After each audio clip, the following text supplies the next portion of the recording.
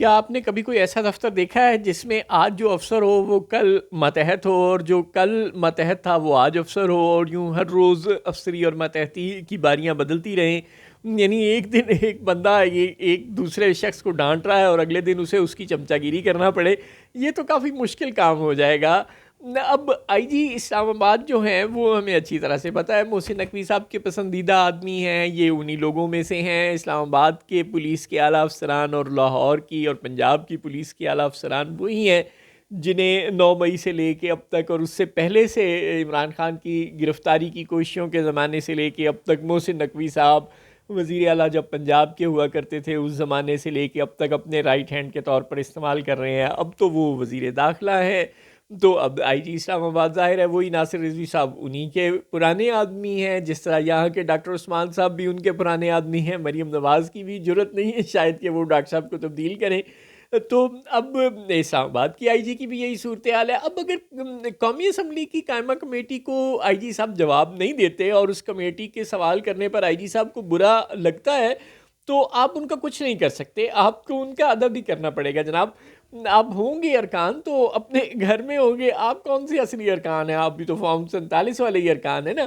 اور اوپر سے قادر پٹیل صاحب کو بھی برا لگ رہا ہے کہ جی یہ کیوں ہو رہا ہے، آئی جی ہمیں صرف یہ بتا رہا ہے کہ ہم نے اتنے بندے اٹھا لیے اور اتنے بندے کے خلاف پرچے درج کر لیے، ہمیں پکڑ دھکڑ سے اور گرفتاریوں سے اور پرچوں سے کیا لینا دینا، ہمیں یہ بتائیں کہ سزا کا ریٹ کیا ہے، مجرموں کو سزا کتنے کو ہوئی۔ تو آئی جی صاحب برا مناتے ہیں کہ جی عدالتوں سے پوچھیں، ہم سے نہ پوچھیں۔ بندہ پوچھے، آپ اگر پروسیکیوشن ہی غلط کریں گے، اگر آپ انویسٹیگیشن ہی غلط کریں گے تو عدالتیں بیچاری کیا کریں گی؟ عدالتوں پر الزام ضرور لگائیں کہ جی عدالتیں ملزموں کو رہا کر دیتی ہیں۔ بھائی آپ ٹھوس ثبوت نہیں نا پیش کرتے، آپ ایسے چھوٹے موٹے اور جعلی قسم کے ملزم پکڑ کر لے جاتے ہیں اور عدالتوں کو کہتے ہیں کہ یہی مجرم ہے، انہیں سزا دے دے۔ اب آپ نے عمران خان، شاہ محمود قریشی اور اس طرح کے لوگوں پہ اگر آپ دہشت گردی کے مقدمے بنائیں گے، رانا ثناء اللہ پر دہشت گردی کا مقدمہ بنائیں گے، خواجہ آصف پر، چودھری احسن اقبال پر، شہباز شریف پر دہشت گردی کا مقدمہ بنائیں گے، تو مجھے بتائیں کیا شہباز شریف صاحب دہشت گرد ہو سکتے ہیں؟ بیچارے کینسر کے سروائیور ہیں، وہ کیسے دہشت گردی کریں گے؟ عمران خان کی عمر غالباً کو 75-76 سال ہوگی، ایک بوڑھا آدمی کیسے دہشت گردی کرے گا؟ اعظم سواتی کیسے دہشت گردی کرے گا؟ تو جب جعلی پرچے آپ بنائیں گے تو پھر آپ کہیں گے کہ جی سزائیں کورٹس نے نہیں دی، ہم نے تو ایف آئی آر بھی کاٹ لی تھی اور ہم نے بندے بھی گرفتار کر لیے تھے۔ آئی جی صاحب ظاہر ہے ایسے نہیں ہوتا، آپ نے بندے بھی جعلی گرفتار کیے ہوئے ہیں بے شمار، اور آپ کی ایف آئی آریں بھی ٹوپی ڈرامہ ہے۔ لہٰذا جب یہ لوگ عدالتوں میں یہ کیسز جائیں گے تو پھر عدالتوں نے تو ان لوگوں کو رہا کرنا ہی کرنا ہے نا۔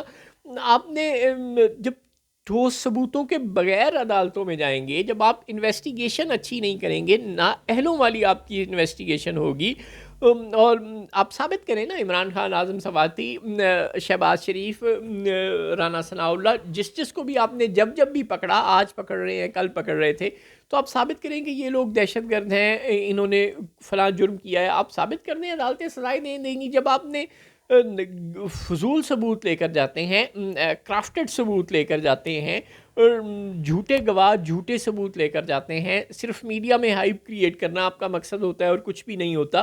آپ لوگوں کا میڈیا ٹرائل تو کر سکتے ہیں، لیکن آپ کورٹ میں باقاعدہ ٹرائل کے دوران تو آپ ایویڈنس کے ساتھ تو کوئی چیز ثابت ہی نہیں کر سکتے۔ آپ کی پروسیکیوشن ہی اتنی گندی ہوتی ہے، انویسٹیگیشن ہی اتنی گندی ہوتی ہے، تو عدالتیں کیا کریں؟ اب ارکان سوال اٹھا رہے ہیں کہ جی آپ ہمیں بتائیں کہ آپ نے کتنے مجرموں کو سزائیں دلوائی ہیں، یہ ہمیں بتائیں، یہ نہ بتائیں کہ اتنے پکڑ لی، اتنی ایف آئی آریں درج کر لیں، تو آئی جی صاحب کو برا لگتا ہے۔ اور ارکان کچھ بھی نہیں کر سکتے۔ آپ کو کیا لگتا ہے آپ اس آئی جی کو تبدیل کروا سکتے ہیں، اس آئی جی کو سسپینڈ کروا سکتے ہیں؟ ہرگز نہیں جناب قادر پٹیل صاحب۔ آپ کی ہی جماعت ہے پاکستان پیپلز پارٹی، جس کے صدر آصف زرداری کا محسن نقوی صاحب کے سر پر ہاتھ ہے۔ ٹھیک ہے، محسن نقوی صاحب کے سر پر راولپنڈی کا ہاتھ ہے، لیکن یہ ہاتھ بھی شاید اگر ہم تاریخ میں بہت پیچھے جائیں تو آصف زرداری کے ذریعے ہی ہوا ہے۔ اب پتہ نہیں راولپنڈی والوں نے محسن نقوی کو آصف زرداری کی طرف بھیجا تھا یا آصف زرداری نے محسن نقوی کو راولپنڈی کی طرف ڈائریکٹ کیا تھا، لیکن بہرحال جو بھی ہے یہ تال میل بڑا پرانا ہے۔ تو آپ کے جماعت کے دیوتاؤں کا بھی ہاتھ ہے محسن نقوی صاحب کے سر پر، لہٰذا آپ کو کیا لگتا ہے کہ محسن نقوی کا آئی جی آپ کو اچھا لگے یا برا، آپ اس کے خلاف کوئی کارروائی کر سکتے ہیں؟ میرے والوں بالکل نہ ہی سمجھو۔